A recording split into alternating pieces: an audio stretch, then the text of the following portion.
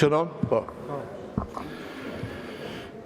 Tani ti jesh ministër në një qeveri është post i rëndësishëm dhe është post politik që shumë deputet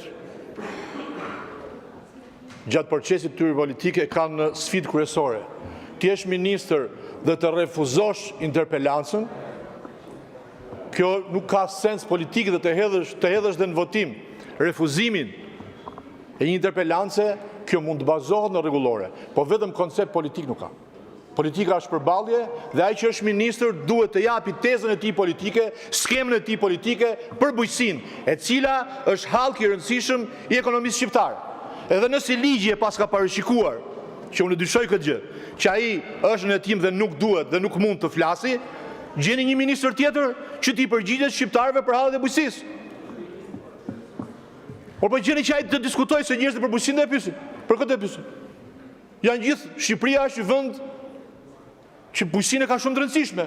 Kush do japi përgjigje për këtë pyetje? Atëherë ç'kuptim ka parlamenti, vërni dryrin dhe lerin. Parlamenti është debat, është pyetje. Ne duam ta pyesim ata që përfaqësojnë votuesit e tyre dhe janë shumë votues në Shqipëri, si të majtë e djathtë, çfarë duan të jenë ata, që duan të dinë për bujqësinë. Duan të dinë për këtë pjesë të rëndësishme të jetës tyre. Ai nuk vjen. Gjeni ministër që di të flasim, zotëri. Që di ç'është bujqësia. Nuk qëndron as koncept politik, nuk ka parlament botë që hedh votimin që mos pyetet ministri. Ministri do ta ketë sfidë personale të dali këtu dhe të hartojë, të shpallë të gjithë tezat e tij politike. Kjo është sfida e tij politike. Prandaj është bërë ministër.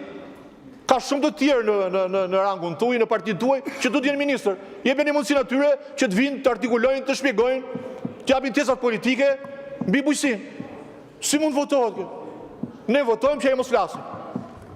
Kjo nuk e bën mirë politikisht, pa me rregulla merrni gjithë ditën. Dhe